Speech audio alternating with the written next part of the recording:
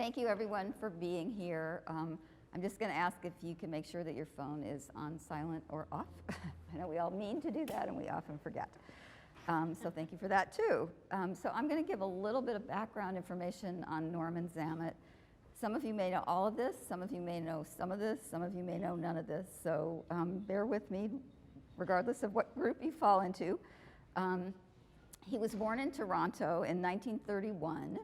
His mother was a member of the Mohawk Nation, and he actually spent his early years on the Kanawake Mohawk territory, lands near Montreal. Then he moved with his family to Buffalo, New York, upstate New York, across the Canadian border. And in 1945, he moved to Southern California with his family, and with a few pauses in other places, this is basically where he spent the rest of his life. He enrolled at Pasadena City College, but then enlisted in the Air Force in 1951 and served in the Korean War as an aerial reconnaissance photographer. And I think Laura may touch on this as we move along, and also as a draftsman, and I think those definitely informed his practice going forward. He was discharged in 1955, graduated from Pasadena City College 2 years later in 57, and then got his MFA from Otis in 1961. Already in his graduate student paintings, and he started out as a painter, he employed stratification as a formal device. And the titles of those paintings have geographical and geological references, so there's certainly a connection between these linear abstractions and landscape. These paintings he showed at the Pasadena Art Museum and also at the Felix Landau Gallery in Los Angeles in 1962. Then starting that year, for a couple of years, he started making paintings of the human figure. And he began painting on glass because he used a glass palette.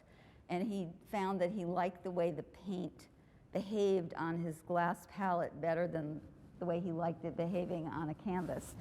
And so he started making paintings on glass, and then he moved in 1964 to painting on sheet acrylic, so plexiglass.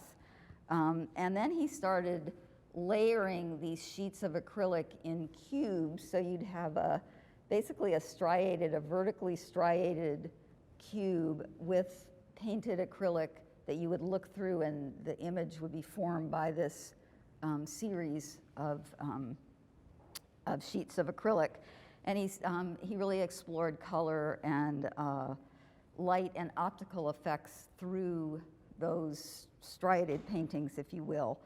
And then he also, later in the 60s, starting in 1967 or so, for about 5 years, started working with poles of acrylic with different profiles. Sometimes they were round, sometimes square, sometimes diamond-shaped.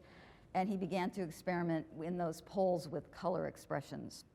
So I think the beginning of when he started to be associated with light and space in Southern California, because other artists, people like Peter Alexander, Helen Pashkin, Craig Kaufman come to mind, who were working with molded or sheet acrylic in those years. This interest in color that I mentioned led Zammitt back to painting, and in 1972 he began making his band paintings, these paintings composed of very meticulously rendered bands of often gradated, but not always hues. I think these two evoke landscapes. We can certainly look around the room and see that. And I'm going to ask Laura later to talk a bit, to describe a little bit in greater detail the actual process in making these paintings, because it was a very specific process that he developed. But for now, I'll just note that the precision and the surfaces, the perfect surfaces of these paintings ally him with other artists who were associated with light and space and so-called finish fetish work in these years, thinking of people like Billy Al Bankston or Larry Bell. In the 1990s, he started to envision an immersive environment, basically a painted walk-in installation in an enclosed space that he imagined you would see under black light, and creating this glowing striped environment, which he in fact called a walk-in painting. He never realized this vision, but he did create a smaller prototype in his downtown LA studio. He died in 2007 in Pasadena, where he had lived for many years. So that's sort of a brief overview of his career. He worked in these different mediums over time, but it really is a quite coherent body of work overall. So then starting to think about how we can think about Zammitt and how we might think about these paintings in the context of his career and what was going on in the art world at the same time. I think we have to remember that when Zammitt was growing up and when he came of age as an artist, there was great pressure to be normative, to make it in the art market. The notion of identity really, the notion of identity politics was really not an existing concept. And certainly Native American or indigenous identity was something to hide, not to publicize in those years. But with 20/20 hindsight, I think one could make some visual connections between Zammitt's band paintings, as I say, which we're seeing around us, and things like Navajo blankets or paintings by contemporary Native American artists like Deani Whitehawk, who is part of the Lakota people. But then, I wonder, are those false friends, or does that connection actually ring true? So I have a question for Laura and a question for Gisela, and we'll start. I'll put them out there, and then you can start, Laura. Do you think that Zammitt's Native American ancestry informed his work in any way, and if so, how? And could you talk a little bit about the year in 1963 that he spent teaching at the University of New Mexico in Albuquerque, which is not far from Diné or Navajo lands? And then for Gisela, I think it would just be interesting for you to talk a bit from an artist's perspective about how cultural identity, whether it's acknowledged, unheralded, or actively repressed, plays into one's work. Okay. So maybe Laura, if you could start. Do I go first? Well, he did spend his formative years on the reservation, which was outside of Montreal, which is the Iroquois Mohawk people. And he was exposed to a number of things that I feel informed his later work. First Nation consciousness is built on color informing the four seasons. Every color is an atavistic trigger of an emotion, a concept that is a language unto itself. Also, the Iroquois, their basket weaving was very gridded. And I think as a young boy, just being aware of creative faculties, the gridded system was sort of a platform for him to later enact his striata and what he wanted to achieve in the light and space work. But also even his mathematical formulas came from working with a grid and creating logarithmic curves on a grid, and that's where his device to explore color began. And certainly the lyrical and emotional tensions of color, and being aware that that was a language in First Nation culture really stayed with him. And I think he wanted to bring that First Nation consciousness into modern materiality, a contemporary expression of it, to then weave itself into American consciousness, even though it is the underpinning of American consciousness. So from my point of view, identity, or abstraction, is an amazing vehicle to contain identity. And that's something that isn't really discussed much, because the market and the art world assumes that abstraction is devoid of something, or devoid of identity, devoid of, I mean, it's just, it is what it is, kind of like in the language of Frank Stella, what you see is what you see, or you see color, you see formality, you see stripes. But I think that abstraction has been utilized, and I'm coming from it from a really personal point of view, where, I'm from Puerto Rico. I was born like Zammitt in Canada. There's a lot of parallels here, both in like life moving around and also practice.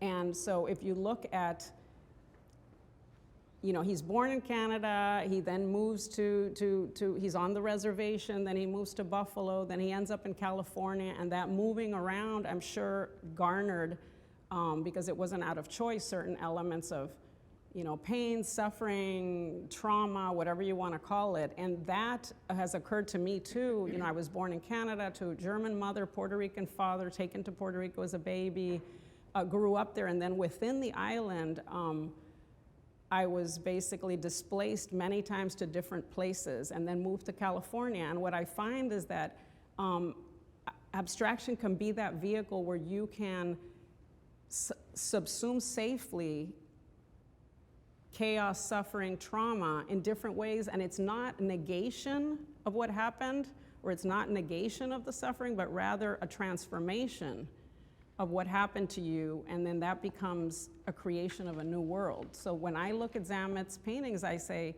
you know what, whatever he didn't want to overtly express about his identity is still subsumed within that in the creation of a new world, a new vocabulary, a new language. And interesting to me is that there are the obvious references about, you know, light, space, the open spaces of the West, the time that he spent in New Mexico, but I see it very directly tethered to geology and geography, and that ties back to the constant sense of being uprooted and moving around involuntarily in your youth, because that happened to me. So I found myself, when I started, you know, painting as a child, I would paint nature, you know, leaves, trees, mountains, everything, because that would ground me and it would give me safety. And so resorting to geography and geology is a way of kind of subsuming those experiences and transforming them. And in his case, same thing. He goes out to New Mexico. His early paintings, like Carol mentioned, were actually geological paintings, and they were even titled geological names. And when you look at them, they had this stratification of like earth and rocks and layers, you know, and then he did the boxes, the plexi boxes, which I'm the lucky owner of 2 of these boxes that are marvelous, and they sat on my desk for over a decade.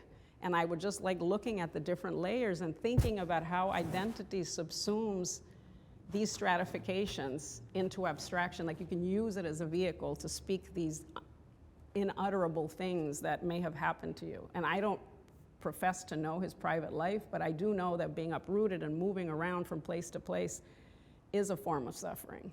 And then those boxes contain these references to me to, you know, the natural world. You see like things growing, little larvas, little cells. And in my own practice, I went from the paintings that I did in the 90s and the 2000s, which were very geologically layered. And actually, Peter, you wrote about my paintings way back when. And they're like these layers of earth, and I was tied to the earth. I feel like this uprooting brings this sense of needing to be tethered to the ground, to mountains, to rocks, to trees.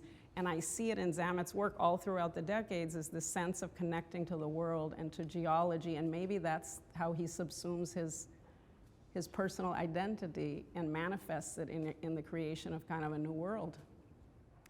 I forgot to answer your second question. Oh, go ahead. I mean, and thank you for bringing up New Mexico. So in that time, well, Zammitt made a huge transition after he arrived in Los Angeles and studied at Pasadena College. He had a very particular professor that has never really had his due. His name was Leonard Edmondson, and he had been exposed to like Paul Klee and the Surrealists and the Cubists as a soldier in World War II, and he came back to Los Angeles to teach, and he has some very notable students. I don't know if anyone's heard of the artist that founded the Six Gallery in San Francisco, Wally Hedrick, David Simpson. These were his students, and he was known for really encouraging expressionist, surrealist forays. And I almost, when I saw Norman's early work, I almost felt like it was reminding me of the student work of some of his colleagues, and it was interesting to know that he had studied under Leonard Edmondson. But getting back to why I bring up surrealism, Zammitt started creating these fractured cubes bodily parts that were just exposed, like penises and vaginas, and Was this when he was in New Mexico? well, this was shown in New Mexico. So to show these dissected anatomical parts was, very, eyebrow raising, and it was in that show was censored. So I imagine his period in New Mexico when he was showing work that I had also read that Baldessari found him to be one of like the most exceptional artists at Otis. When you see these works that are something that Peter Sells would have done backflips for as when he was looking for contemporary surrealists, I think they're just an incredible chapter that was a segue into his work and the work that you have, Gisela, the cubes, because he was just isolating the dissected human condition almost as a stage of alchemy to put everything back together again. These meditations on the dissected human form were in cubes that offered a segue to stick with the cube, possibly influenced by Larry Bell and a lot of his other contemporaries, or just the continued concentration on the square with Joseph Albers. I mean, it's interesting to see how it was almost like he was almost taken.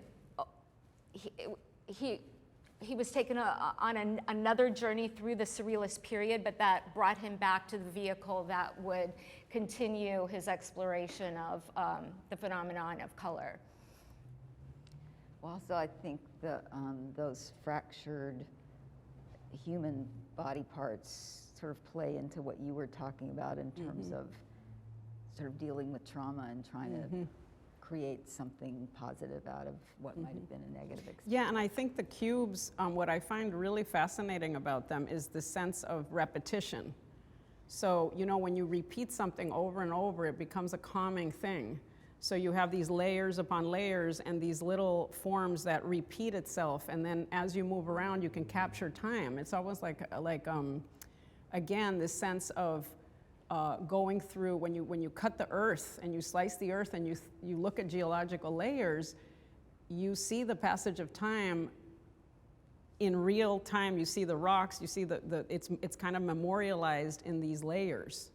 And layers are such an important thing, at least to me in my practice. Everything in my practice is layered, I think, because it's like there's a lot of stuff that is not known or hidden, and layers become part of the language, part of the vocabulary of an artist. And I found fascinating, when I saw these boxes, I saw them in Palm Springs at like an estate sale over a decade ago. And I just said, God, look at these amazing little layers. And I was already using layers in my own wall works, which I call pods, because they're basically these vessels that look like cells, and they contain multiple layers inside. There's no paint inside them. And the color comes from the refraction of the light in real time.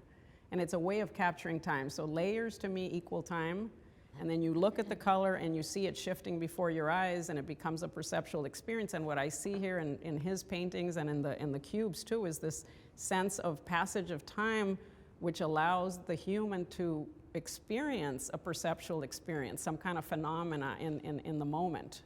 And if you don't mind, I'll say one more thing. Sorry, I don't want to, but it's so, to me, what's great about abstraction is it doesn't tell you what to think.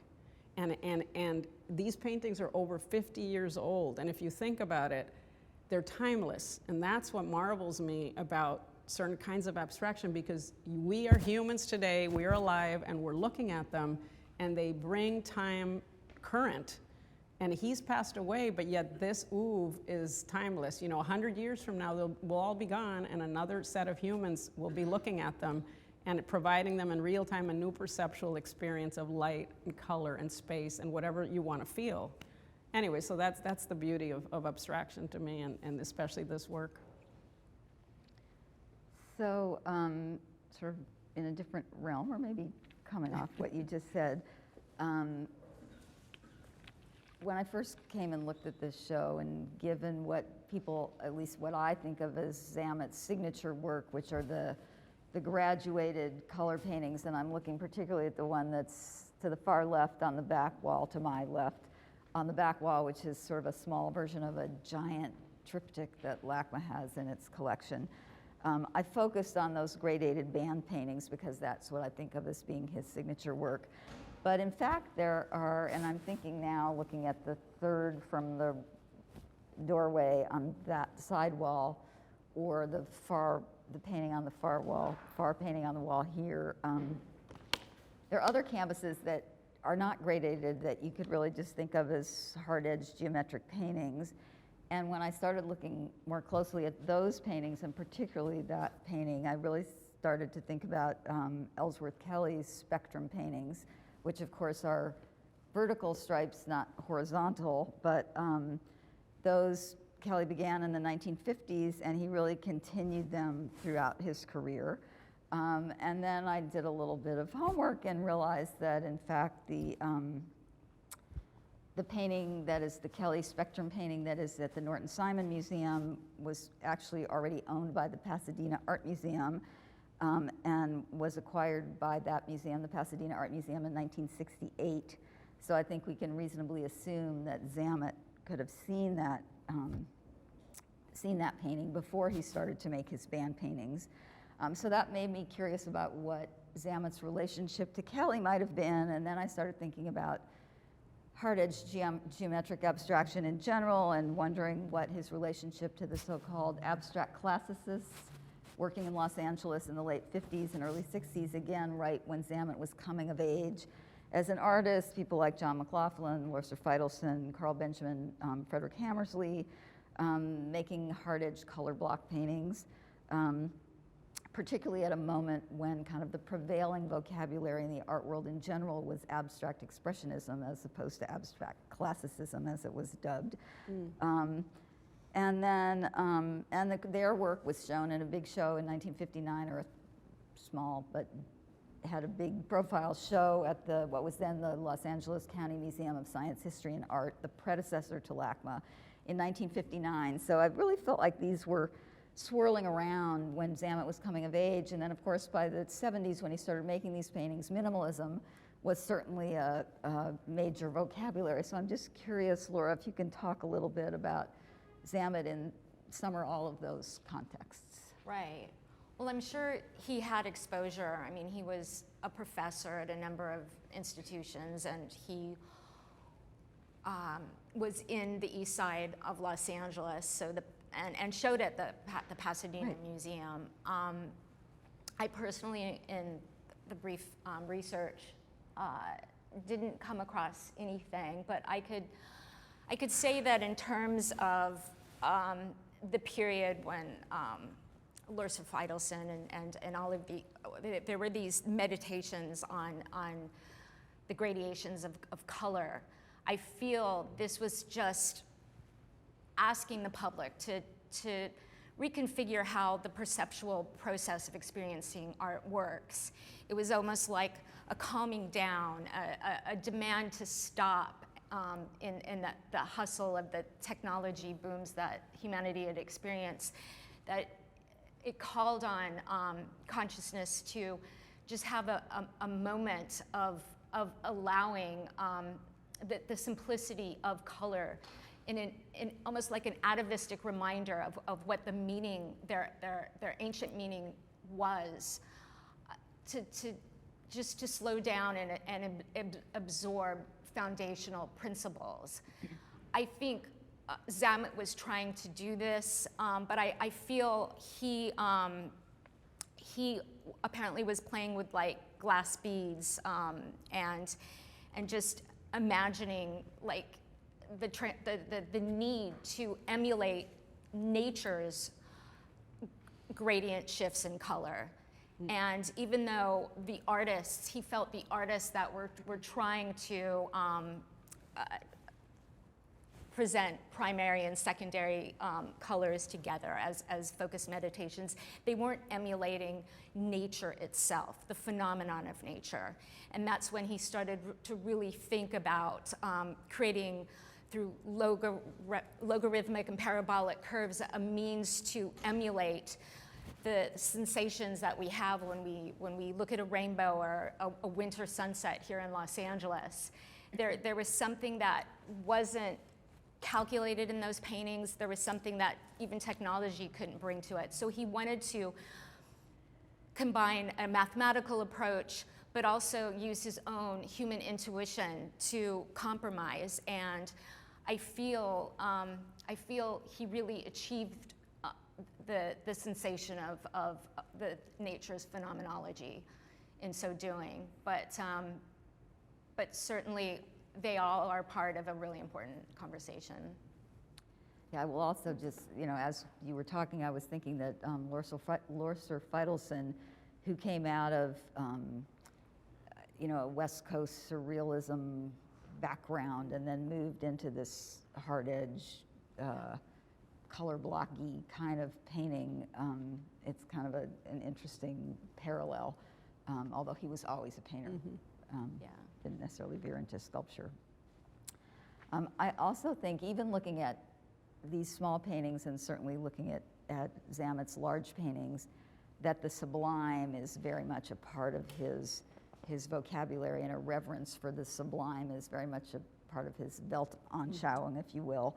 And again, just to sort of situate historically, a 1965 exhibition at LACMA, the New York School, the first generation paintings of the 1940s and 50s, included work by Mark Rothko, who often is considered the epitome of the sublime in painting, in 20th century painting. And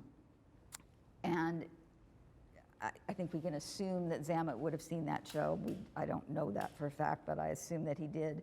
And in fact, one of the Rothkos shown in that exhibition in 1965 entered LACMA's collection in 1967, so would have been publicly available on an ongoing basis. And so I know, Gisela, this is something that you had brought up in some earlier conversations. If you could talk a little bit about Zammitt's interest in Rothko, or how you see that. Well, I think more than, I'm going to expand beyond Rothko. I think that, again, bringing up the sublime and bringing up his time in New Mexico, and these paintings are from the 70s, so if you really think about it, he's been exposed then to the light and space development and all these kind of use of materials that create ephemeral experiences. And the relationship to these paintings, in addition to Rothko, obviously because of the beauty of the color, I think also I would relate them to, for example, Agnes Martin. Somebody like Agnes, because you have the use of a line or a repetitive grid in some kind. And Agnes is one of my favorites because, again, she basically, even though you see the painting is so neutral with the lines, all of her titles relate to nature. The tree, the rain, this rain, a mountain, stones. So there's a lot of, again, connection of minimalism, abstraction to nature. And I think Rothko's color was also very emotive. And I think that was the purpose of his paintings, was to emote and create these emotions. And you see that in his work at the end of his life, when he starts painting the darker paintings that are the black paintings down in Texas at the chapel.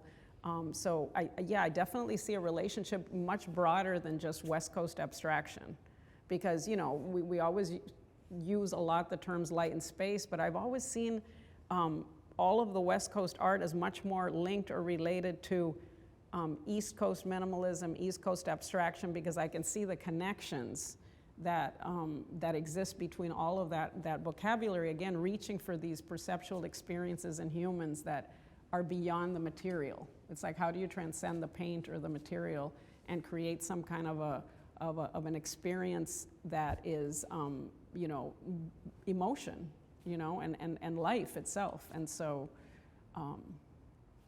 anyway. And dark emotion. And dark emotion too, yeah. I mean, I don't know if the public's, one of the most compelling things that I find about Rothko is the actual square comes from a personal trauma. During the pogroms, before the family had left for America, people were asked to dig their own graves and line up and circumvent a square and stare into this abyss where they were about to, possibly end up. And as a survivor of just the history of pogroms, Rothko's square then takes on a whole new meaning.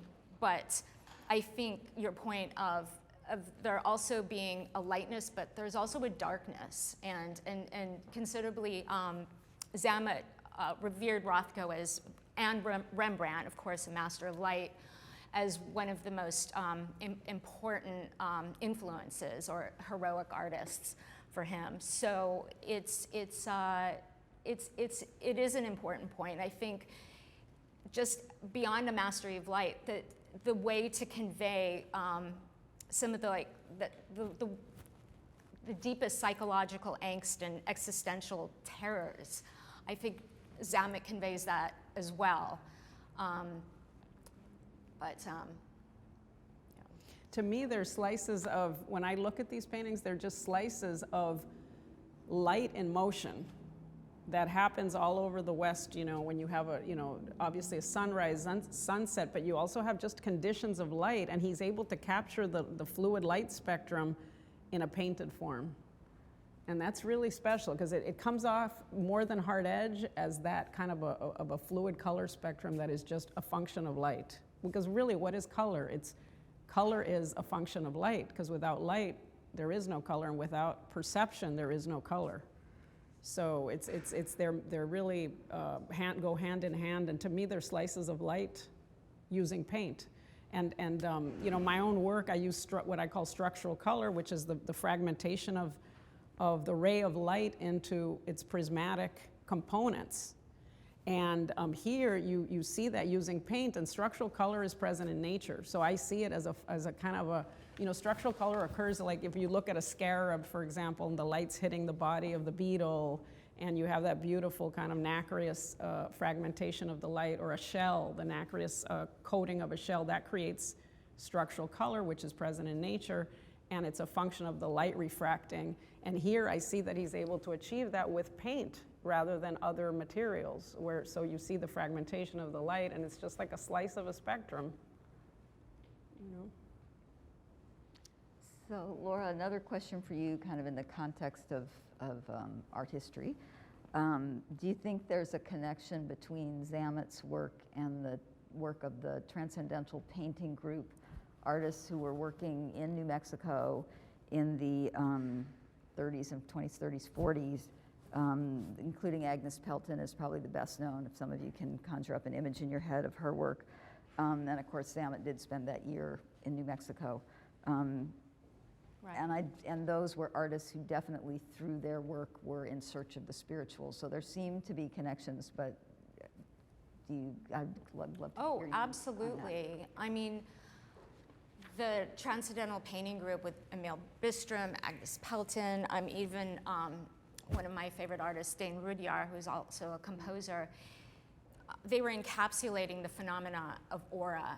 But also, they took a lot of cues, having hermetic and esoteric backgrounds themselves, in the histories of the Theosophical publication thought forms, which I'm sure everybody here is familiar with. And this idea that color and form represented ideas and concepts and emotions.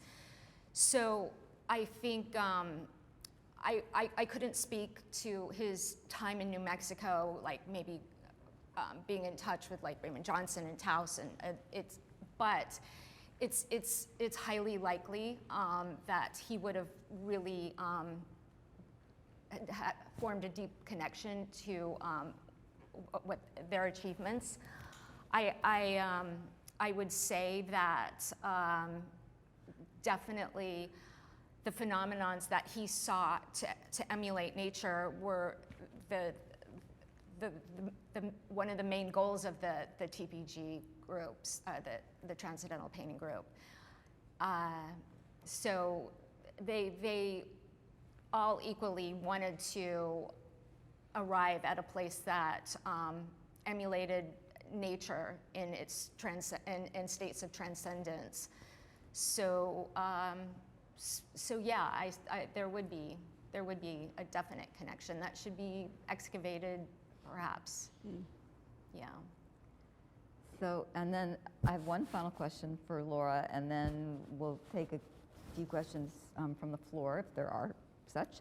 But I think people are always curious how these paintings were actually made. And I know you've done a little bit of research into this, so if you could share what you have found with us. I mean, generally it's proprietary, and it was the wish of the artist, most likely, that it stayed proprietary, but I'm gonna have to read some of this. You're gonna pull out your black book. Yes, I'm pulling out the black book. I have to clear the lenses here.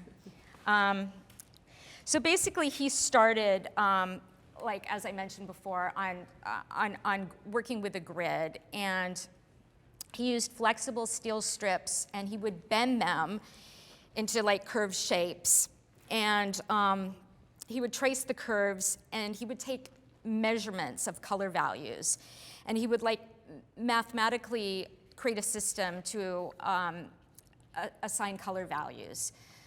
So the curves would imitate the parent colors, and these were finalized and printed by Zammitt numerically. And numerically would then work in terms of how everything was weighed. So he would weigh, based on the mathematical values, he would understand how much paint he needed to add to a mixture. And it would be 1/1000th on a gram scale, so that's highly meticulous. So the calculation of paint weights on a gram scale was his process, but initially he began his formula by just laboriously working on graph paper, and he was approached by Caltech to create an analog system, or advise him on how he could create an analog system so his calculations wouldn't take as long as they were taking. And objectively, what he was trying to do was to try to create the phenomenon that is in nature. So he would bend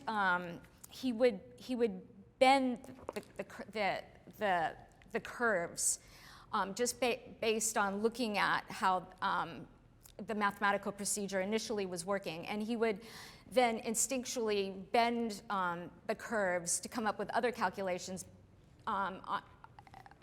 based on his instinct of where he thought the properties should shift, if that's making sense. So when he was approached by Caltech, I found that really to be exciting, because Caltech has this incredible history with like Helen Pashkin and Peter Alexander, as mentioned. But Caltech really only just gave him the idea of working analog. So he worked with a high school student who was programming Atari computers. And together they sat for 3 weeks, and they came up with a system that informed Norman's approach. They were all kept on floppy disks that were disposed of, sadly, on his passing. And so this remains proprietary unless some brilliant scientists and artists and mathematicians get together and try to see if it can be recreated. We have people working in restoration here, and so yeah, it would be interesting for, as I was saying, the Getty's a new initiative with Pacific Standard Time, which is art and science, to even explore how mathematical calculations can really inform color hue shifts in a beautiful, seamless, natural progression. Because looking at these, there is something that is closer to nature than if I was to see some of his other contemporaries that were working in this kind of platform. So it's 4 o'clock, but I think we have time for a question or two, if there are any. Anybody have anything they want to ask? Or have we said Oh, okay, great. I have a question, but I can, I'm going to give a name from it. There's a microphone, right? So, it's not a question, but filling in a little bit of information. Actually, Raymond Johnson started the art museum at the University of New Mexico. So if Zammitt taught there, he probably would be really exposed to transcendental paintings. That's a really good point. But, you know, he was only there for a year, so who knows? Yeah. Yeah. That's not a question. No, that's a really good Thank you. point.